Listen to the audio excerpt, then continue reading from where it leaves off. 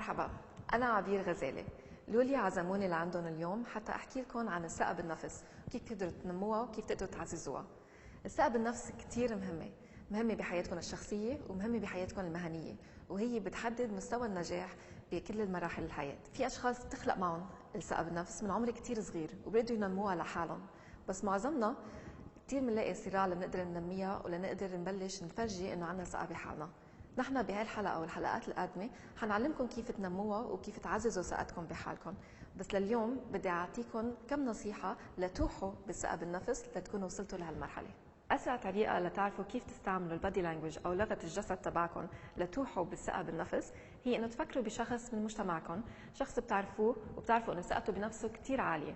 راقبوا، شوفوا كيف بيحكي، شوفوا كيف بيمشي، شوفوا كيف بيقعد، كيف بيتحدث مع مجموعة من الناس، وبلشوا قلدوا هذا الشخص. هيدي أسرع طريقة لتكونوا فكرة براسكم كيف لازم تتصرفوا من ناحية الجسد. تبسموا، ابتسامتكم أقوى شيء. إذا بدكم تعملوا كونكشن أو تعملوا اتصال مع أشخاص أنتم عم تحكوا معهم بسرعة، إذا تبسمتوا لهم هذا الشيء بيخليهم يحسوا إنه أنتم عندكم ثقة بحالكم، مرتاحين مع حالكم، بنفس الوقت بيريحهم وبيقدروا يوثقوا فيكم أسرع.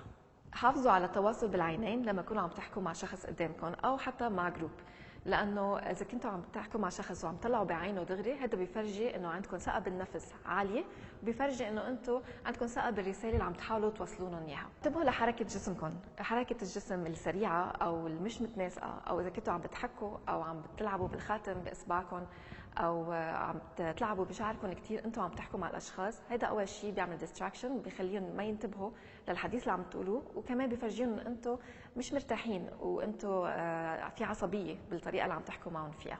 خلي حركتكم بطيئه، الشخص اللي بيوثق بحاله بيمشي بخطوات ثابته وخطوات طويله، ما بيمشي بسرعه وما بيتحرك بسرعه. خلي المصافحه تبعكم تكون ثابته، ما تعطوا الشخص ايدكم كلها وتعطوه وزن الايد يحملها لحاله، وبنفس الوقت ما تشدوا كثير بطريقه قاسيه، خلوها ثابته، تاكدوا انه الايد الكف يكون على الكف. اذا عم تتعرفوا على شخص بتفضلوا انه ما تصافحوا، فرجوا هذا الشيء بوضوح بحركه جسمكم حتى ما تحطوهم بموقف صعب، يعني بعدوا جسمكم لورا وحطوا ايدكم على صدركم. خلي دقنكم بمستوى متساوي مع الارض، ما تخلوا يكون دقنكم نازل يعني عم تطلعوا على الارض او على جنب، خليكم متساويين وعم تمشوا بثقه. نقوا لبسكم بطريقه مناسبه حسب اللوكيشن اللي حتروحوا عليها، حسب المناسبه اللي حتروحوا عليها، او حسب الاجتماع اللي رايحين عليه. هذا الشيء بيفرجي احترام للاشخاص اللي رايحين تشوفون، وبنفس الوقت بيعطي انطباع اول كثير مهم. استعملوا خيالكم، إذا كنتوا بموقف حاسين حالكم مش مرتاحين، حاولوا تتخيلوا وقت بحياتكم كنتوا كتير مرتاحين، كنتوا عم تتبسموا وعم تتحدثوا ومرتاحين مع حالكم بحركة جسمكم.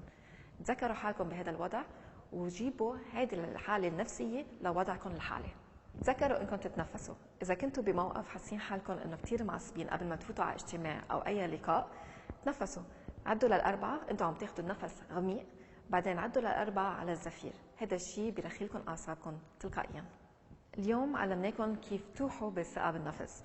تذكروا انه لغة الجسد هي كتير قوية، وإذا استعملتوها لمصلحتكم بتقدروا توصلوا رسالة انه انتم كتير واثقين بحالكم وكتير واثقين بخطواتكم. خليكم معنا لأنه الحلقات الجاية حنعلمكم كيف تبنوا وتعززوا الثقة بالنفس. هي مرحلة طويلة بس نحن حنكون معكم وحنعلمكم بكل مرحلة. وما تنسوا تتابعوني على السوشيال ميديا بانستغرام، تويتر وفيسبوك حتى تتعلموا اكثر على الاشياء اللي بتفيدكم بالحياه العمليه. تذكروا انه الطريقه اللي انتم بتشوفوا حالكم هي الطريقه العالم حيشوفوكم ويعاملوكم، فعاملوا حالكم باحترام وعززوا ثقتكم بحالكم.